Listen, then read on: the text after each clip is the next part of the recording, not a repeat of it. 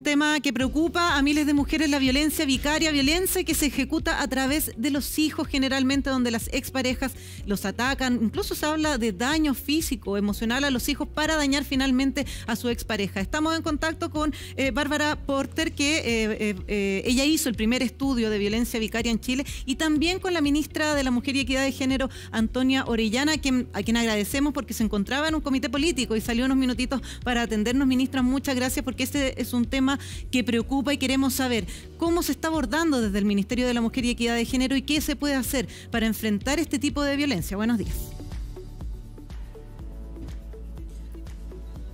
Hola, buenos días, ¿cómo están? Hola Bárbara también, que creo que no la veo, pero sé que está también conectada. Actualmente desde el Ministerio lo que estamos haciendo, tal como decía la nota, es reimpulsar el proyecto de ley por una vida libre de violencia, más conocida como proyecto de ley de violencia integral, y también lo que estamos haciendo es incluir a niños, niñas y adolescentes como víctimas. Actualmente la ley los considera solo como testigos, pero los estudios que citaban en la misma nota muestran que el solo hecho de ser testigos, de observar violencia contra sus madres o contra otros integrantes de la familia, primero genera un daño de por vida. Y segundo, algo que sí sabemos sobre los agresores es que muy probablemente, por gran mayoría, vivieron violencia, fueron testigos de violencia cuando eran niños. ¿Qué quiere decir esto? Que atendiendo y reparando a esos niños y niñas hoy, también estamos previniendo a futuro, estamos cortando el ciclo largo de la violencia y protegiendo mejor a las madres, que es lo que pretendemos con las indicaciones que le hemos ingresado como ministerio al proyecto de ley, es que deje de pasar esto tan habitual. Muchas de las mujeres que están escuchando seguramente lo habrán vivido, en que se ingresa una querella, una denuncia por violencia y paralelamente el agresor, muchas veces recomendado por su abogado, le pone una demanda por tuición compartida, por tuición completa, ¿cierto? O por régimen de visita. Y ante la amenaza de que los niños puedan irse con quien ha violentado, esto se termina solucionando no en tribunales, sino unos 3 pasos más afuera de tribunales, en la escalinata, donde se chantajea, ¿cierto? Se dice retira tú y retiro yo. Y entonces las mujeres, obviamente, ante esa amenaza, desisten de la denuncia. Lo que esperamos es que al incluir a los niños, niñas y adolescentes también como víctimas de la violencia hacia las mujeres, es que los tribunales de familia y los tribunales de garantía tengan que conocer juntos la causa para que deje de darse, digamos, este actuar contradictorio entre uno y otro tribunal, que al final lo que termina generando es primero la desprotección absoluta de mujeres, aún cuando tengan la cautelar de alejamiento, porque se le está dando un motivo al agresor para ir a visitarla, amedrentarla y violentarla, y por otro lado que deje de existir esto que se mencionaba en la nota, ¿cierto?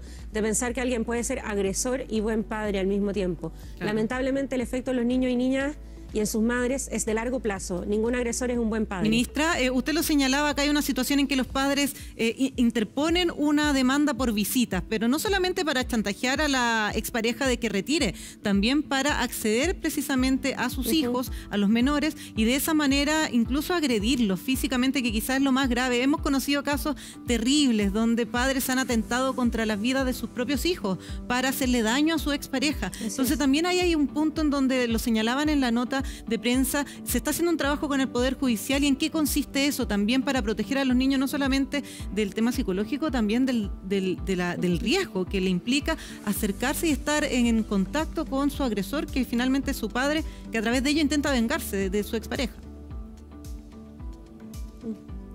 Nosotros creemos como ministerio que primero la Ley de Garantías de la Infancia, publicada, digamos, aprobada el año pasado, obliga a todos los organismos y las instituciones del Estado a revisar sus procedimientos. Y eso incluye, por cierto, los tribunales de familia. Los niños tienen que ser escuchados, los niños no pueden ser considerados objetos de intercambio, ¿cierto? Que solamente se mueven de un lugar a otro, sino que las decisiones que toman tribunales sobre ellos tienen consecuencias y a veces de por vida. Yo me permito contar, vengo llegando de Coquimbo, donde estaba ayer, y ahí me encontré con mujeres en distintos lugares, en Tierra Blanca, en la Católica del Norte. Y en particular conversé con una mamá que me mostraba las resoluciones judiciales en las que nuevamente le daban visita a un padre que es agresor, con innumerables peritajes de que esa niña primero no quería ver a su padre, que la revictimizaba completamente y que le tenía terror ya.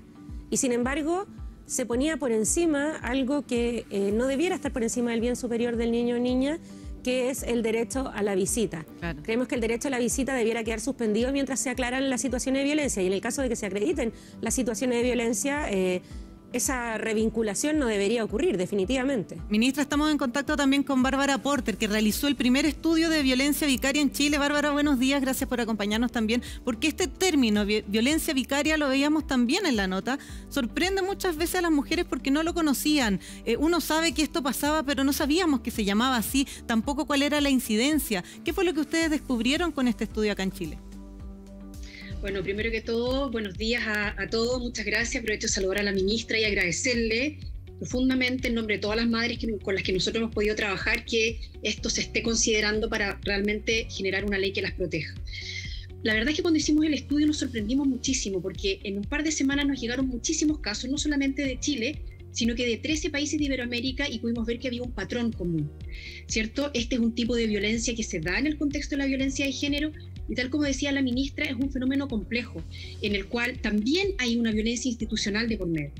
Lo que nosotros pudimos ver es que cuando las mujeres van a pedir ayuda, o cuando van a denunciar de alguna manera la violencia de la cual son víctimas ellas y sus hijos, muchas veces esta es minimizada por la justicia y se termina haciendo prevalecer el derecho del padre de mantener el vínculo con los hijos por sobre el derecho de ese niño o niña a mantener su integridad física o psicológica. Esto, ustedes sabrán que a propósito de la pandemia aumentaron tremendamente las cifras de violencia hacia la mujer, de violencia hacia los niños, por lo tanto, la prevalencia de este tipo de fenómeno es lamentablemente bastante alta. Bárbara, tú lo decías que acá habían factores comunes, incluso en el estudio vieron que se repetían en varios sectores de América Latina. ¿Cuáles son esos factores que hacen que en ciertas familias, en ciertos casos, se produzca esta violencia vicaria, violencia que hay que poner el foco en eso también? Muchas veces afecta entonces a terceras personas, mayoritariamente a hijos del mismo agresor. Exactamente. La violencia vicaria, como para definir, porque yo sé que este programa lo ven muchas madres y lo que me interesa es que el mensaje llegue claro. Y hay muchas mujeres que cuando dicen, wow, esto que estoy viviendo tiene nombre, eso ya paradójicamente produce un alivio. Hay mujeres que me escriben a diario por Instagram y me dicen, no sabía que se llamaba así, ahora que le puedo poner nombre, pienso que esto es real, no estoy sola, no me pasa solo a mí, no estoy loca, ¿cierto? Entonces, la violencia vicaria es un tipo de violencia que ocurre en el contexto de la violencia de género, cuando el agresor ya no puede acceder directamente a la mujer, esa violencia se transforma, no se detiene, sino que empieza a dirigirse hacia terceras personas que son significativas para la mujer. Generalmente los hijos en común, que tal como ustedes decían, están amparados bajo la ley para seguir manteniendo estas visitas, pero no es solamente los hijos en común. Nosotros también pudimos ver casos en los que el agresor agredía a la abuela, al abuelo, a otros hijos de la mujer con otras parejas. Incluso vimos agresores que agredían a los pediatras, a las educadoras de párvulo, ¿cierto? Por ejemplo, cuando los niños tenían terror de irse, van al jardín infantil a increpar a la educadora. Entonces este es un fenómeno importante de entender, que muchas veces las mujeres cuando terminan una relación abusiva piensan que ahí la violencia se va a detener, pero eso está lejos de ser así.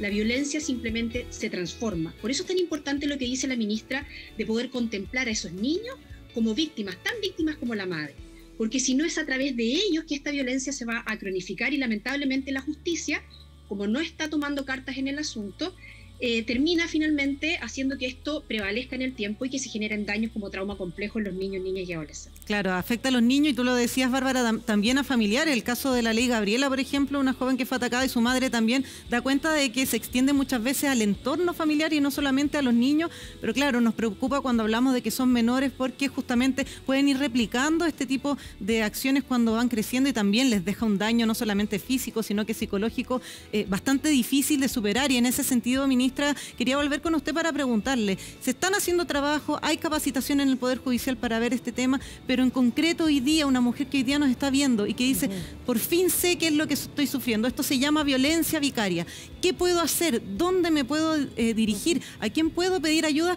¿Qué le podemos decir a esa mujer hoy día? A ver, en primer lugar, lo tengo que recordar siempre, pero el Poder Judicial es un organismo autónomo del Ejecutivo, es decir, del Gobierno. Sí. Sin embargo, como bien decían en la nota, hace unos años ya que la Secretaría de Género de la Corte Suprema ha estado levantando estudios. Nosotras esperamos poder seguir colaborando en eso, seguir visibilizando.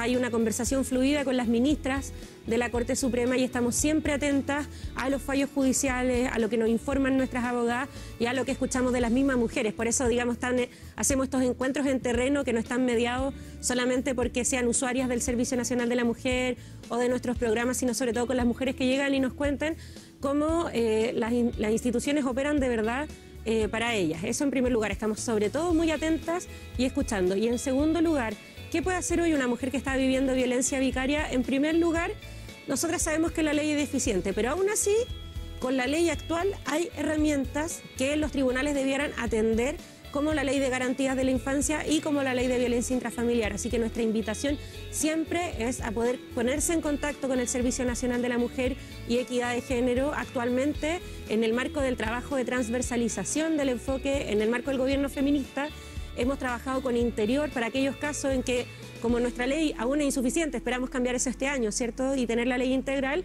Como nuestra ley aún es insuficiente, pero Interior tiene un mandato amplio para poder querellarse, poder trabajar en conjunto con Interior en aquellos casos en que, por ejemplo, nuestro servicio no está habilitado. Pero vamos a buscar siempre todas las herramientas posibles para que esa mamá no quede desamparada, para que esos niños no tengan que revincularse con ese agresor. Y para eso están los teléfonos de emergencia, para eso están nuestros centros de la mujer, las oficinas de la mujer de los municipios con las cuales también hablamos constantemente en terreno. Y en último caso también están las redes sociales de nuestro ministerio, de nuestro servicio, de la ministra, pero trabajamos acá todas en conjunto en red con ese objetivo en particular, ¿cierto? Sí. Que es erradicar la violencia y prevenir que sean casos más graves. Claro, ministra, estamos hablando de la violencia vicaria, algo que preocupa y afecta a miles de familias. Muchas gracias, ministra Antonia Orellana, por este contacto, ministra de la Mujer y Equidad de Género, y también Bárbara Porter por este estudio que da cuenta de algo que está afectando y que hay que ocuparse sobre la violencia vicaria y proteger a esas familias, Gonzalo.